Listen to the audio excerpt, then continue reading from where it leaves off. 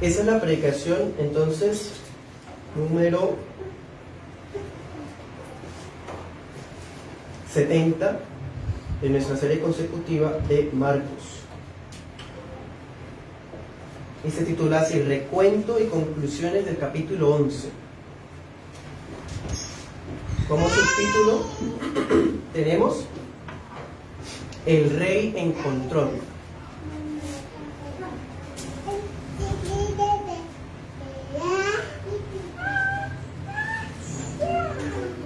Bueno, después de haber estudiado 4 predicaciones consecutivas de Marcos 11, vamos a hacer un recuento de todo el capítulo. No vamos a hacer lectura del capítulo porque ya pues lo hemos leído en las distintas secciones.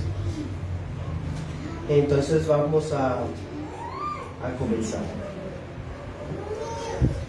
El capítulo 11 de Marcos es el ascenso al clímax del Evangelio. Es como que todo lo que hemos visto hasta este momento, después de todos estos años, 70 enseñanzas con esta, nos están preparando para lo que está a punto de ocurrir, para los evangelios, para los evangelistas de la Biblia. La parte más importante de su relato es la cruz. Entonces todo lo que hemos visto de antes está apuntándonos hacia eso que va a ocurrir. Por lo pronto, Marcos 11 es como que empezamos esa subida. Empezamos a esa última semana. Es la introducción de lo que llaman la semana de la pasión y la muerte.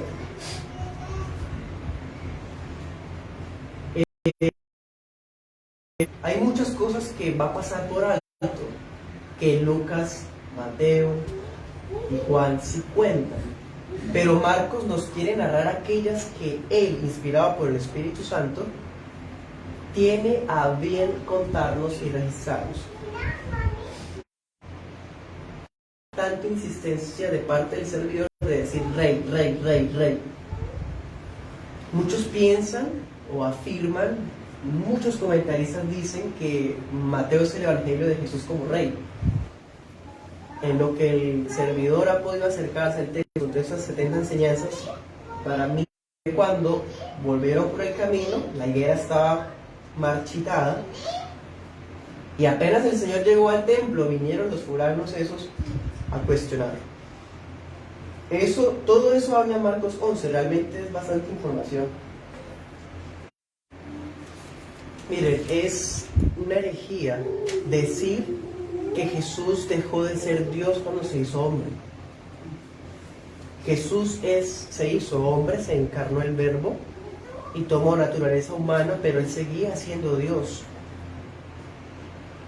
Esa es la doctrina cristiana ortodoxa. Y Cristo, siendo Dios omnisciente, no está hablando como mero profeta. Él sabe que lo que va a ocurrir, dice, ustedes van a encontrar el pollino en tal aldea, van a encontrar de tal forma, le van a decir eso, ustedes respondan en eso, y cuando ustedes respondan eso, lo van a dejar ir. Todo ocurrió tal cual. Cristo ha mostrado esa omnisciencia a lo largo de todo el Evangelio. ¿Sí? Versículo 6. Vemos a los discípulos que están siendo formados en el servicio.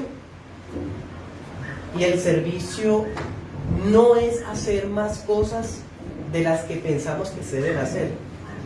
El servicio es hacer las cosas que Cristo nos dice que hagamos. Dice en el versículo 6, ellos les dijeron como Jesús había mandado y los dejaron. ¿Sí? Los discípulos básicamente hacen y dicen lo que Cristo les indicó. Y como hacen como Cristo les indicó, las cosas empiezan a fluir, el servicio fluye adecuadamente. Nuestro servicio va a fluir adecuadamente, no en nuestras fuerzas, sino cuando hacemos las cosas como la palabra dice rectamente. Puede el mundo venírsenos encima, puede alguno quizás calumniarnos y decir cosas falsas de nosotros, pero si mantenemos esa rectitud en lo que Él nos ha dicho, Él se encargará de aparejar todo lo demás. Bueno, también nos hemos dado cuenta que Marcos es súper detallista. Eso es lo más particular de él. Por ejemplo, en el versículo 4 dice que encontraron el pollino atado afuera de la puerta. Miren ese detallito, en el recodo del camino. Marcos nos cuenta las cosas como si él hubiera estado ahí, casi que explicándonos. El burrito estaba amarrado en la verja, pero en la parte al lado de la calle, como si la persona que lee pudiera conocer ese lugar. Marcos es un artista que nos pinta los cuadros con muchos detalles, hermano. Eso es un ejemplo de eso. Y eso es otra prueba de que Marcos es el evangelio de Pedro. Los detalles que Marcos registra solamente los puede saber alguien que estuvo ahí. Y Pedro, la tradición de la iglesia, le atribuye todos esos detalles a que Pedro se los contó a Marcos. Ese tema ya lo vimos hace unos años atrás. ¿Qué más detalles vemos? Versículo 11.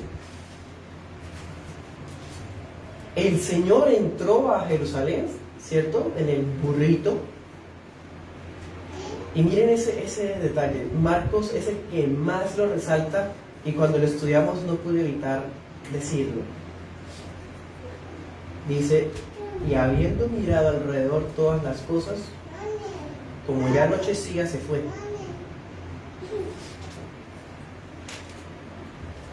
Nos cuenta hasta dónde mira el Señor. Nos cuenta hasta cómo mira.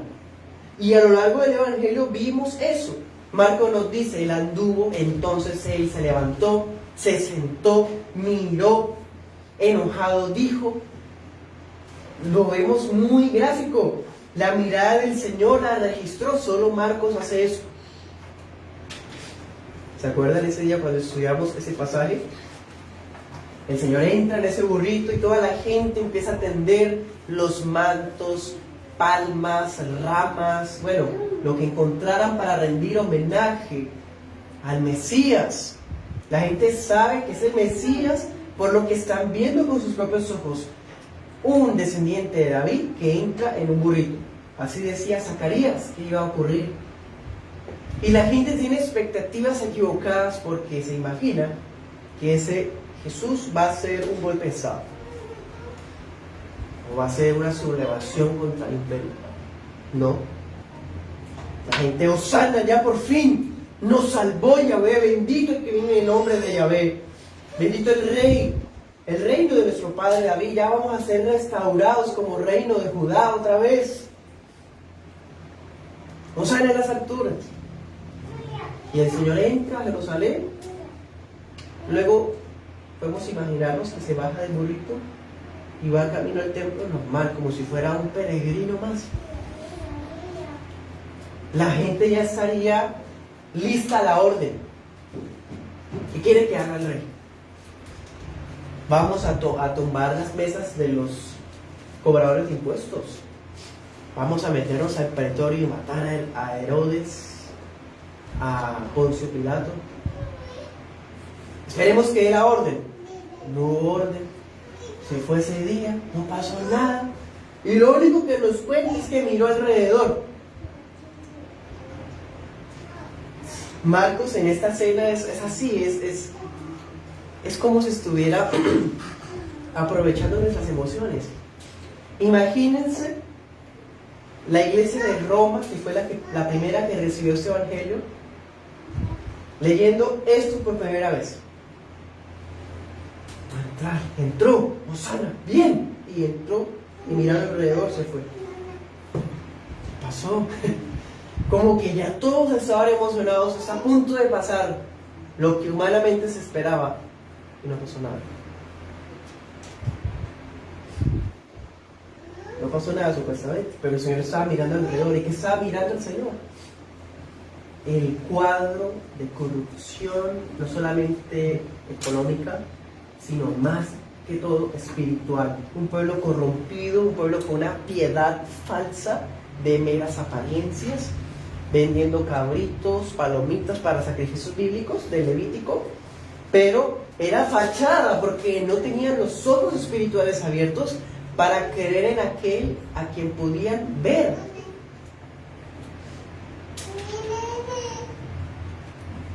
Versículo 16, otro detalle que da Marcos, solo Marcos da, dice que cuando Cristo entró al otro día, el lunes, al templo, comenzó a echar fuera a los que vendían y compraban, volcó mesas, y el versículo 16 dice, no consentía que nadie atravesara el templo llevando utensilio alguno.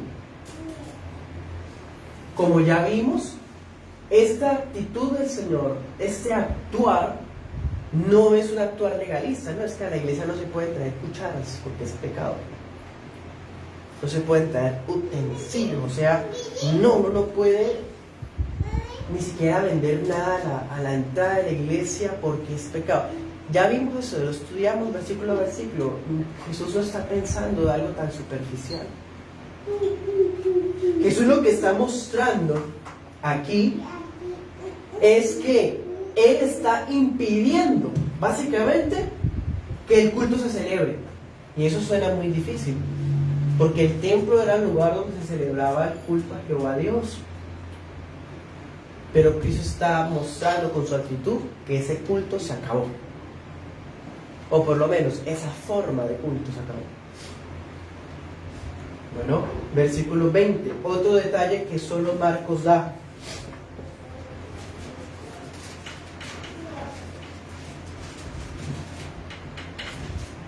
Pasando por la mañana vieron que la higuera se había secado desde las raíces. Ese detalle solo lo da Marcos, que la higuera se marchitó desde las raíces. En los otros evangelios podemos imaginarnos una higuera muerta, que se le cayeron las hojas. Pero los Marcos es más detallista. Nos dice que desde la raíz estaba muerta. Bueno, entonces, vimos a un Cristo, tumba las mesas de las monedas, tumba las mesas donde se venden las palomas, y no deja que nadie pase llevando o cargando nada. Y ahora vemos a Cristo maldiciendo una higuera, pues, y que se murió esa higuera desde la raíz. Versículo 30, otro detalle que solo da Marcos.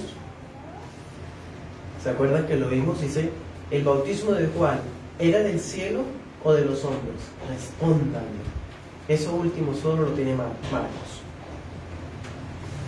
El Señor, el día que hizo lo que hizo en el templo, la gente se maravilló, los líderes quieren matarlo, pero se dan cuenta que la gente está con Él, no pueden hacer nada.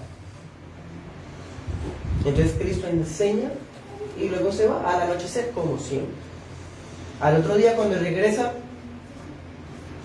seguramente ese mercado se volvió a instalar. El culto siguió normal, como si nada. Entonces cuando ven que Jesús vuelve a llegar al templo, van a pararlo, porque es probable que venga otra vez a hacer ese alboroto. Y le preguntan, ¿quién te nombró? O sea, ¿con qué autoridad, qué credenciales tiene usted para hacer todo lo que hizo? Y Cristo les dice, bueno, yo les respondo claramente esa pregunta, si ustedes me responden a mí esa pregunta. ¿El evangelio de Juan Bautista era de Dios o de los hombres?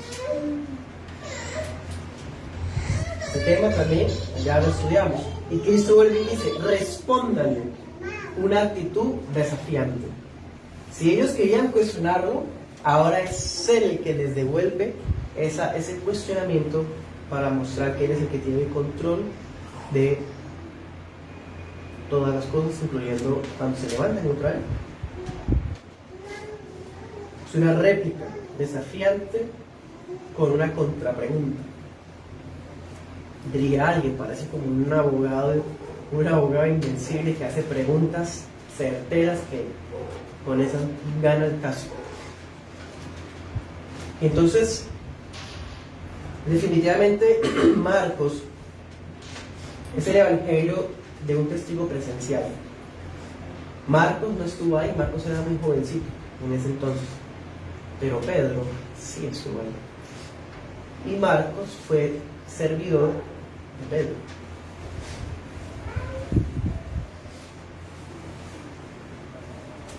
Versículo 19 dice: al llegar la noche, Jesús salió de la ciudad.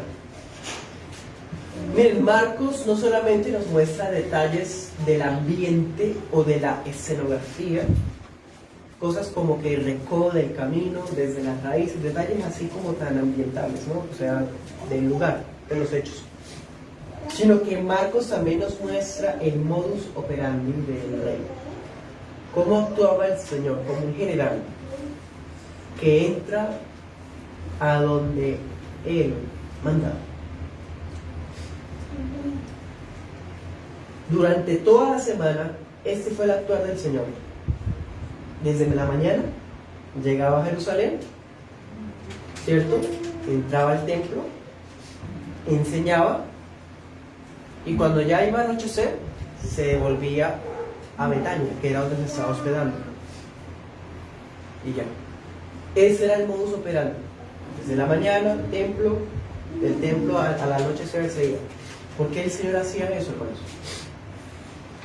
Cada atardecer salía de Jerusalén, puntual. Bueno, ahorita leemos, por ejemplo, en Corintios 11, que dice: la noche que fue entregado. Resulta que Jerusalén es una ciudad bastante aglomerada de gente. Siempre lo ha sido. Más en ese entonces que estaba el templo.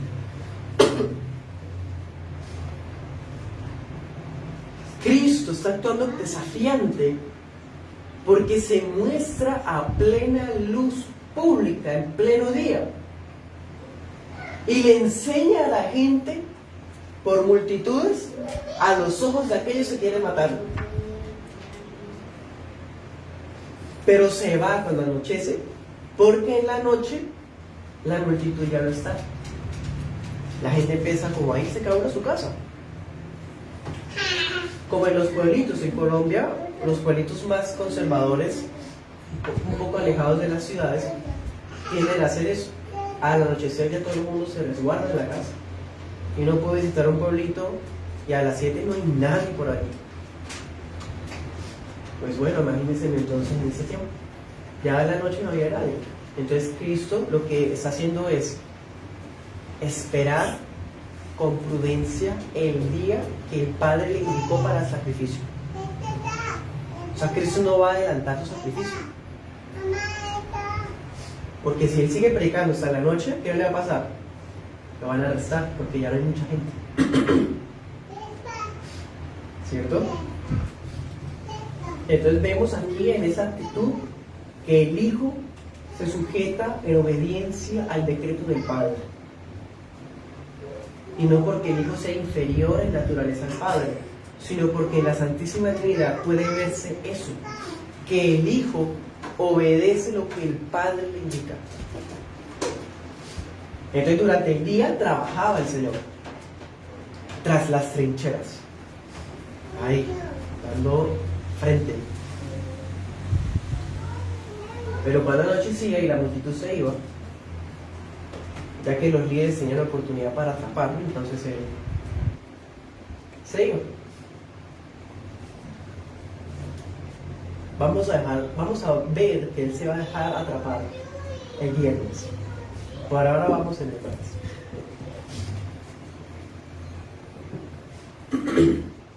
Entonces, hermanos, todos esos detalles nos sirven para reflexionar un poco sobre ese cuadro que nos pinta la tradición que heredamos de nuestros padres.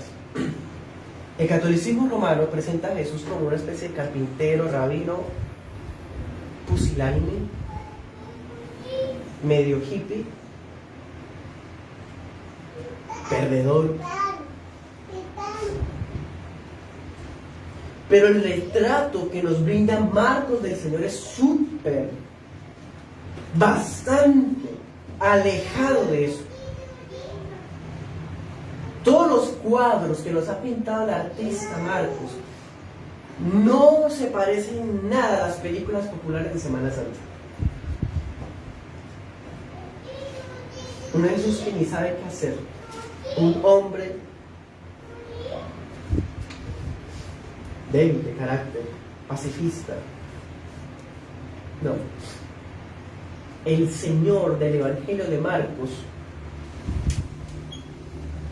es un cordero, es un siervo, sí, pero no es fracasado ni pasivo. Es un cordero porque él vino a un día fijado por Dios para sacrificarse por su pueblo. Es un siervo porque obedece al Padre hasta muerte de cruz y tolera el pecado alrededor, tolera la contradicción de esos hombres miserables y pecadores como son los fariseos y toda esa gente, pero fracasado y pasivo no es, desafiante y triunfante. Ese es nuestro Cristo y ese es el Rey que presenta a Marcos. Los líderes lo amenazan, pues él va a la luz pública. Le preguntan, ¿quién te da autoridad? Ah, no, yo se las doy a ustedes. ¿De dónde era el bautismo de Juan?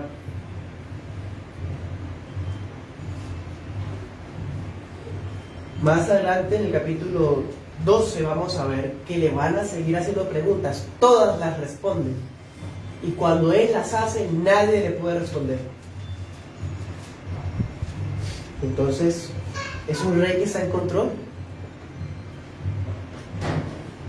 Bueno, Jesús sabe que toda esa gente que lo recibió emocionada en pocos días va a gritar en su contra. Pero él sigue firme, porque él, dice en el Evangelio de Juan, no recibe gloria de los hombres, sino que busca la gloria de Dios. Entonces él ingresa a Jerusalén sabiendo que la gente tiene expectativas equivocadas sobre él, sabiendo que la gente todavía tiene tendencia nacionalista, mesiánicas. Los judíos del siglo I esperaban con todo su corazón que el Mesías viniera a libertarlos de Roma y volverles a dar un reino como el de Salomón. Y él sabe eso. Pero entonces entra en su entrada triunfal. ¿Para qué? Para recibir adoración. Apenas llegó a la capital, lo que hace es recibir adoración. Todo el día el lunes no hizo nada más. Recibió los hosanas. Y cuando mirábamos el texto, en Mateo dice que los jovencitos empezaron a alabarlo. Y los fariseos dijeron, ¿usted no oye qué están diciendo esos muchachos? Y Cristo les dijo, no saben que la palabra dice que de la boca de los niños y de los que van a fundarse la fortaleza, la alabanza. Podemos decir que el lunes el rey entró no para armar un golpe de estado, sino para ser adorado. Este rey es digno de adoración. No es un simple hombre, ni tampoco es un ángel, es Dios. Un rey que recibe adoración, mira alrededor como viendo su terreno, como viendo las cosas para el otro día hacer su plan de acción. Un rey que tiene horarios, los cumple muy disciplinado, llega temprano, al amanecer, se va al atardecer. Bueno,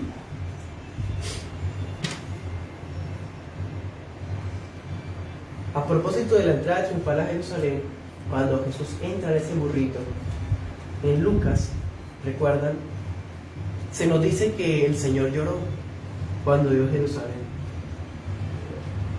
Jerusalén, tú te apedreas a los que te son enviados. ¿Cuántas veces yo quise reunir como la gallina sus pollitos debajo de mis alas? Pero no quisiste. Jesús sabe que ese camino que están dando, montado en ese burrito, en medio de los aplausos y la algarabía de la gente, va a ser el mismo camino que el viernes va a ir él andando a pie, cargando su cruz. Jesús no se deja deslumbrar por la popularidad. Él sabe cómo es el corazón del ser humano.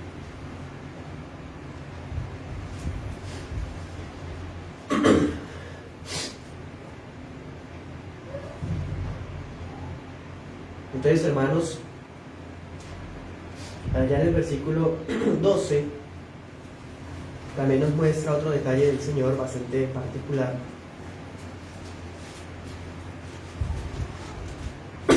Nos dice que Jesús tuvo hambre.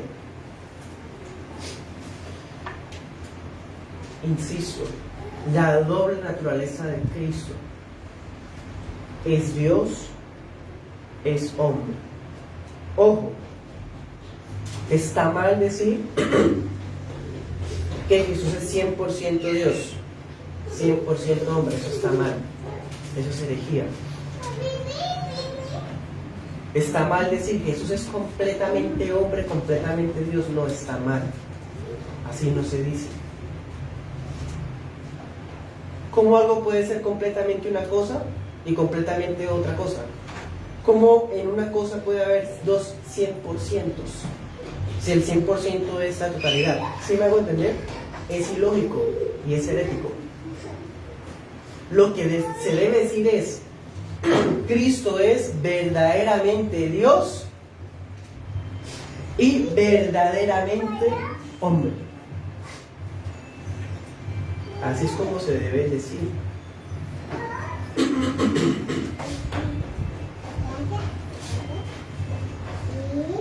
Y este verdaderamente hombre tiene hambre. Porque si Cristo fuera completamente Dios, no tendría hambre. O si fuera 100% Dios, no tendría hambre. Pero como es verdaderamente hombre, tiene hambre. Entonces miren ese dinamismo que hay. Ustedes no se dan cuenta o no captan la forma de ser de Pedro con todo esto. En la iglesia local estudiamos los 12 apóstoles del año pasado. Y hay predicaciones donde estudiamos a Pedro. Vimos la forma de ser de Pedro. Y esa forma de ser de él la vemos acá, cómo se expresa Marcos. Ese es el dinamismo de Pedro. Es más, en el versículo 21 nos dice: entonces Pedro, acordándose, ¿cómo sabe alguien lo que otros acuerdan o lo que otro piensa? Porque ese es el evangelio de Pedro, definitivamente. Por eso lo registra. Bueno, siguiendo un poco más adelante, versículo 13, dice que vio a lo lejos la higuera, y la higuera tenía hojas. A ver si tal vez hallaba en ella algo. Siendo verdaderamente Dios, sabe que no hay nada. Pero siendo verdaderamente hombre, va a mirar. Porque una higuera que tiene tantas hojas promete frutos. Una iglesia que tiene cultos martes, jueves, sábado, domingo, promete frutos. Una iglesia que tiene, bueno, las mejores comodidades en apariencia, en recursos, promete frutos. Un cristiano que tiene una posición económica saludable, bueno, muy buena, promete frutos. Pero vamos a ver si hay algo tras esas hojas. El Señor puede ver más allá y examinar, escudriñar qué hay. En el libro de Apocalipsis vemos una iglesia, la Odisea, se cree rica, pero es pobre, miserable, desventurada, ciega. Hay otra iglesia en Apocalipsis que también está muy bien económicamente, pero están abandonando la doctrina. Tienen muchas hojas, pero no tienen nada. Llega gente pero son hojas. ¿Dónde están los frutos? Los frutos de las personas, la conversión. ¿Dónde están los frutos en su vida, en su hogar? El cristianismo no son hojas de palabras.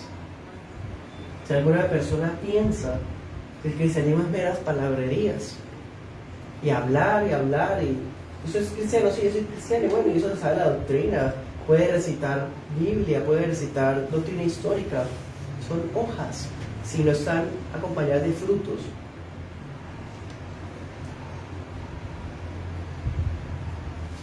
El Señor sabe que esta higuera es engañosa. Y en Apocalipsis dice que si no te arrepientes, quitaré tu candelero de su lugar. Le dice a la iglesia esa que se creía rica, pero era miserable. ¿Qué le pasó a la higuera? No tiene hojas. Nadie jamás coma fruto de ti. Entonces, hermanos, el Señor tenga misericordia de nosotros y nos dé verdaderos frutos. Y es una oportunidad para examinarnos a cada uno de nosotros. Porque las hojas pueden engañar a la gente. Las hojas pueden decir, mire qué mata tan bonita. Cuando llegue el día de la cosecha va a haber buenos frutos de brevas, pensemos. Pero Dios no lo podemos engañar. Bueno, entonces, Cristo actúa a la luz del día, a sabiendas que sus adversarios darían todo por atraparlo en algún momento. Es más, quieren pescarle una palabra, pescarle una acción. Bueno, y si Cristo es muy prudente, pues entonces vamos hasta allá a buscar que la digan. ¿Quién te dio autoridad? Si Cristo dice que es de Dios, ellos tienen derecho de arrestarlo. Si Cristo responde directamente que alguien más lo nombró, entonces hay una sublevación contra el imperio y pueden quejarse contra el imperio para que lo arresten. Siempre hay trampas. Quieren matar al Señor. En Apocalipsis 12 hay un caso donde hay dos testigos predicando y la gente está harta de esos dos predicadores. La gente está harta de esos dos predicadores, siempre hablan juicio. Alguien se mete con ellos, viene, ¿se acuerdan? Fuego, convierte las aguas en sangre. Bueno, esos dos testigos representan la contrariedad que el Evangelio representa a este mundo. El Evangelio que predicamos es un mensaje que despierta el odio de la gente. Ellos piensan que nosotros hablamos un mensaje de odio, pero es que ellos nos odian a nosotros.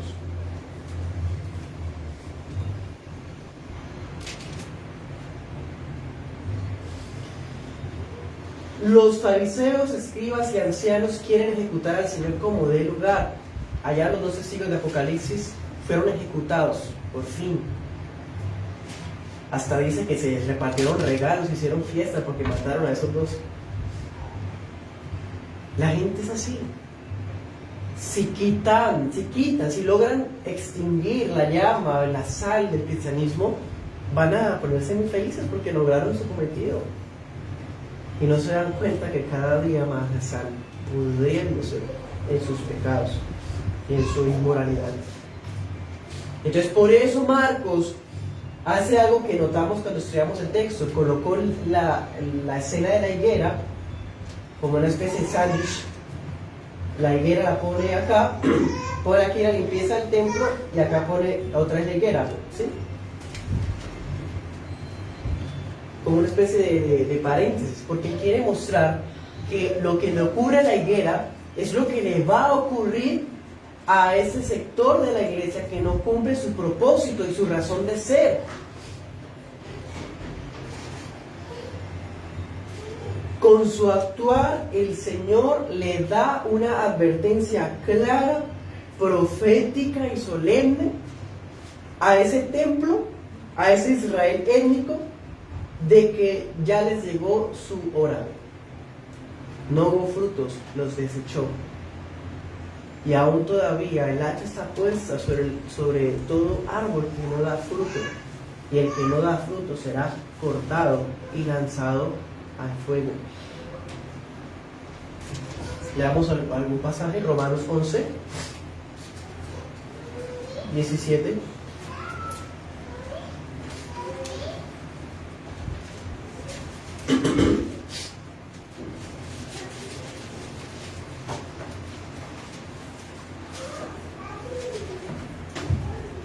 Dice: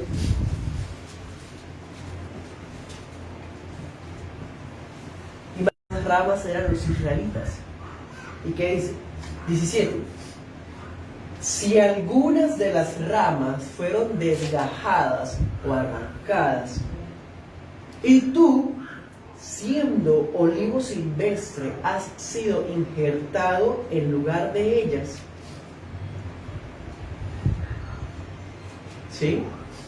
Y has sido hecho participante de la raíz y de la rica savia del olivo, no te jactes contra las ramas. En otras palabras,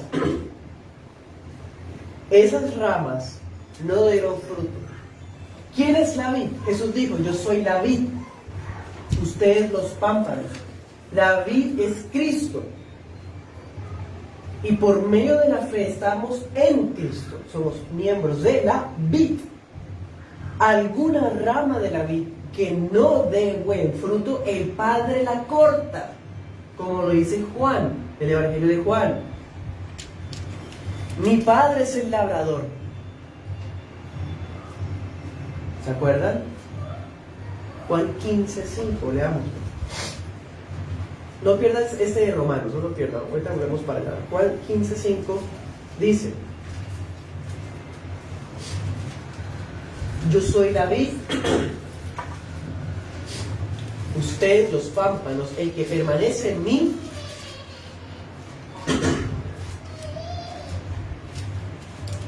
y yo en él, este lleva mucho fruto, porque separados de mí nada pueden hacer.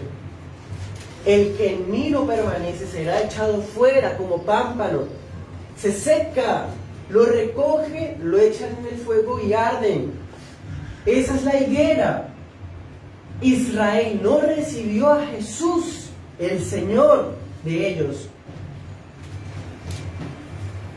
aunque estaban en la vid. Fueron desgajados por no estar en Cristo.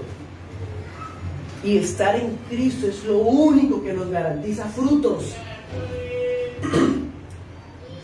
Estar en Cristo es lo único que garantiza que vamos a agradar a Dios con frutos que glorifiquen su nombre. Porque separados de Él nada podemos hacer. Esa higuera, ¿por qué se marchitó? Porque no da frutos. ¿Y por qué no da frutos? Porque no recibieron a Cristo a través de la fe. Las ramas naturales de la vid fueron arrancadas por no permanecer en Cristo mediante la fe. Volvamos a Romanos. Y nosotros éramos olivo silvestre, o sea, no éramos parte de la vid, éramos parte de otra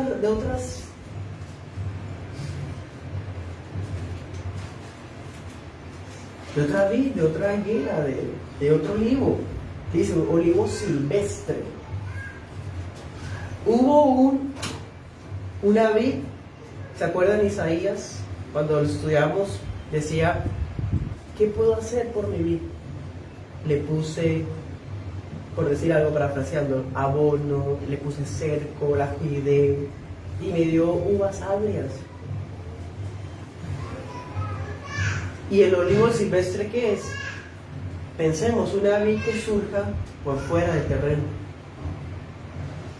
Es como si el Señor hubiera ido a esa vid de afuera, arranca unas ramitas, arranca estas que no dieron fruto y pone estas. Y cuando las injerta, esas empiezan a dar fruto bueno. Y eso quizás en botánica no tenga sentido, pero muestra lo importante que es permanecer en Cristo. Sigamos con el texto de Romanos Verso 18. No te jactes contra las ramas. Si te jactas, sabe que no sustentas toda la raíz, sino la raíz a ti. ¿Quién es la raíz? Es Cristo. En otras palabras, estamos es por gracia. Por gracia. No por ser mejores que los judíos. Tampoco es bíblico una actitud antisemita, ¿no? Racista contra los judíos, para nada. Está abierta la puerta. Las ramas pueden ser reinjertadas a través de la fe. 19 dice: pues las ramas, dirás, fueron desgajadas para que yo fuese injertado. Entonces alguien puede jactarse, no, es que esas personas fueron quitadas para que entrara yo. Dar lugar para que seamos orgullosos. Ah, sí, yo estoy en la iglesia, hijo de papás cristianos, tengo muchos años conociendo la sana doctrina y bueno, no nos jactemos, porque es por gracia que estamos donde estamos. 20 dice: bien, por su incredulidad fueron desgajadas. ¿Quiénes? Los israelitas. Pero tú, por la fe, estás en pie. No te ensoberbezcas, sino teme. 21. Porque si Dios no perdonó a las ramas naturales, a ti tampoco te perdonará. Mira pues la bondad y la severidad de Dios. Severidad para con los que cayeron, pero bondad para contigo, si permaneces en esa bondad, pues de otra manera tú también serás cortado. Bueno, entonces, a través de la fe, el Señor nos extendió la gracia de ser parte de esa vid. Ahora, si estamos injertados en la vid, vamos a dar fruto y no meras hojas. Si Dios no perdonó al templo que construyeron Zorobabel, Ageos, Zacarías, Nehemías, si Dios no perdonó la Jerusalén que un día Él estuvo protegiéndola como un águila, dice la palabra, la protegió del imperio asirio, por mucho tiempo de Babilonia también, la respaldó frente a los persas, frente a los Seleúcidas, y Dios no los perdonó porque no dieron fruto. Tampoco perdonará a aquellos que bajo pretexto de ser supuestamente cristianos vienen a fingir una fe sin fruto. Dios no va a perdonar a estas personas, Él mismo será el que las arranque. Por eso, primero, no da lugar a la jactancia, porque es por gracia. Pero tampoco da lugar a que porque estamos en la gracia, entonces vamos a ser descuidados y negligentes, porque hay que dar fruto. ¿Cuál es el fruto? El fruto del Espíritu. Frutos dignos de arrepentimiento.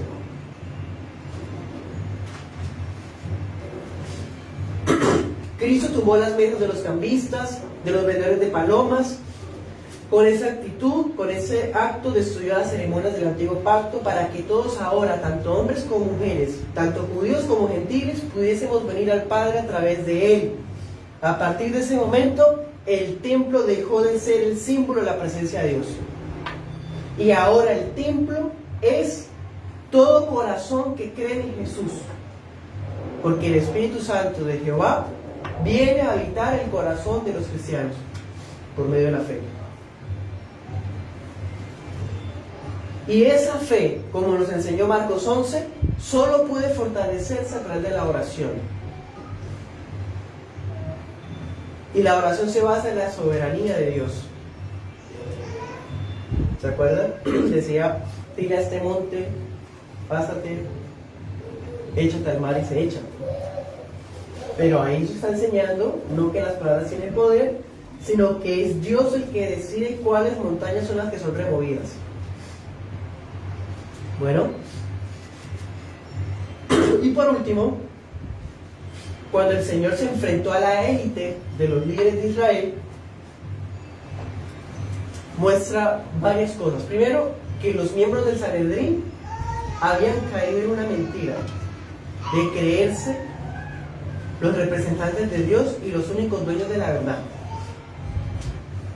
Tenemos que guardarnos de actitudes sectaristas, de creernos los únicos y los demás entonces están perdidos porque no son parte de la iglesia reformada. No. Si la iglesia reformada, en muchos aspectos, es más cercana a la escritura, no por eso vamos a jactarnos como estamos viendo.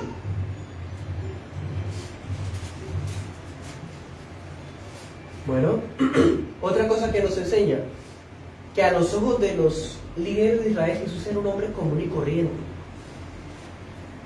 un fulano de pueblo, sin credenciales de Nazaret, peor.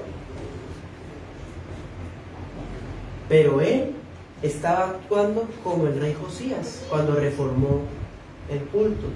Él estaba actuando como los profetas que denunciaban como Isaías. O sea, Cristo con su actuar estaba mostrando que él era el verdadero profeta que había venido. Pero así como rechazaron a Juan Bautista, desconocen a Cristo. Bueno, otra cosa que nos enseña, cuando le preguntan ¿quién te dio esa autoridad? ¿De dónde viene esa autoridad? Cristo no tenía tampoco por qué responder esa pregunta, porque hay veces que nuestras palabras no responden por nosotros. Nuestras acciones hablan por nosotros. Y Cristo con su acción, con su caminar desde cuando vino de Galilea hasta acá en Jerusalén, ya ha mostrado con señales, prodigios, milagros, respuestas, sabiduría, enseñanzas, que Él es. ¿Y que de dónde viene su autoridad?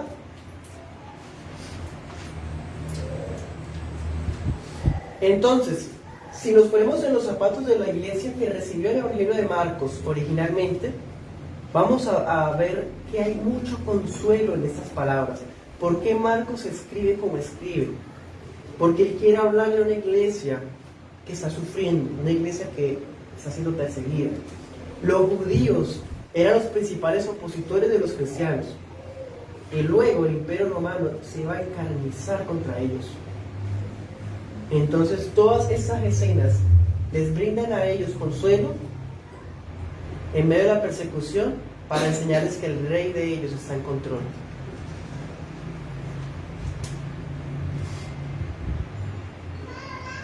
Que el rey cumple sus planes cuando parece que no hizo nada. No fue el lunes y no hizo nada. No, sí estaba haciendo algo. Estaba preparando un plan de acción. Hay un plan a favor de la iglesia, de Dios. Y ese plan Cristo lo va a cumplir. Bueno, entonces nosotros debemos orar pensando en el plan de Dios por su iglesia. Es más, los planes de Dios en nuestras vidas no se cumplen basados en nuestros sueños egoístas, sino en su plan para con su iglesia universal. ¿Usted sabía eso? Que todas las cosas que nos ocurren están pensadas en la iglesia como pueblo y no en usted como miembro.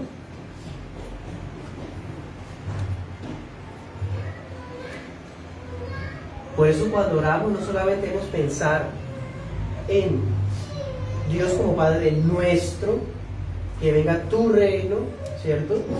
Sino también debemos perdonar, así como nosotros perdonamos a los que nos ofenden.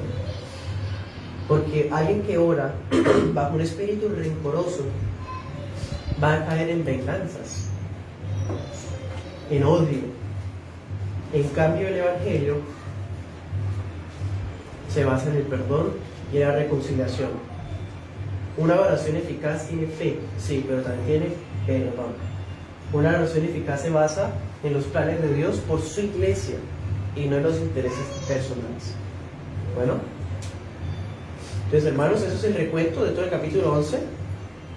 Todo eso vimos en estas 4 semanas. El Señor nos ayude y nos permita concluir felizmente este evangelio. Bueno, por eso. Señor Jesús, en esta mañana agradecemos tu buena palabra. Hemos podido ver cómo tu realeza, tu accionar, tienen una razón de ser y es la de traer consuelo y esperanza a tu pueblo, no solamente inspirarnos, sino también, Señor, mostrarnos que tú estás en control de todas las cosas. Nosotros no tenemos que darte control ni permiso de nada porque tú eres el Rey. Y aun cuando muchos piensan mal o hacer daño, tú, Señor, tienes la respuesta precisa. Tú eres el Rey, Señor, digno de adoración. Hiciste hombre verdaderamente para sentir, sufrir lo que nosotros debíamos sentir y sufrir. Pero también eres verdaderamente Dios y conoce las intenciones del corazón de cada uno de nosotros. Te rogamos, Padre, que cada uno de nosotros y nosotros como iglesia local podamos dar frutos para ti, Señor, frutos que te glorifiquen. Guárdanos de darle las hojas, Señor. No se trata de tener apariencias o de tener pretenciosidades, sino de contar con tu gracia, de poder dar frutos porque estamos contigo a través de la fe.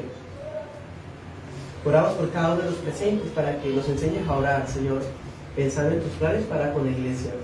Que nos enseñes a orar perdonando. Que nos enseñes a orar con fe. Guárdanos de todo tipo de resentimiento, de perdón o de jactancia.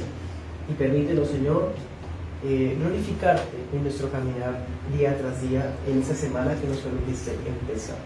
En el nombre de Jesús, amén y amén.